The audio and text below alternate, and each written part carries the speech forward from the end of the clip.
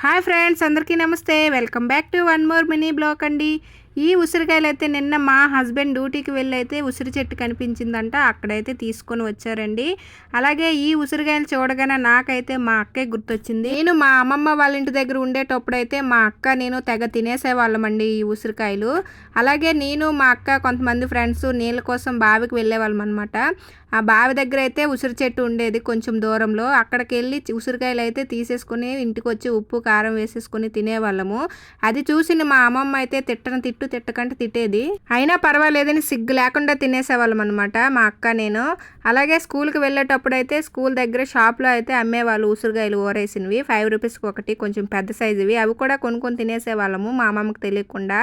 అలాగే ఇప్పుడైతే ఈ ఉసిరికాయలను ఉప్పు పసుపు కారం వేసి ఊరేస్తున్నా అనమాట. ఇవి కొంచెం పుల్లగా ఉన్నాయి, రేపటికైతే బాగా ఊరుతాయి కదా, టేస్ట్ చాలా బాగుంటాయి.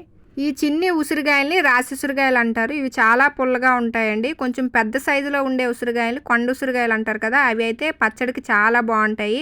అయినా మనకి పచ్చడి చేసే అంత టాలెంట్ లేదులేండి, ఊరేసిన ఉసిరికాయలతోనే అడ్జస్ట్ అయిపోదాం ఇప్పటికి. అలాగే వీడియో నచ్చితే చిన్న లైక్ ఇవ్వండి, సబ్స్క్రైబ్ కూడా చేసుకోండి. Thank you for watching. Bye bye.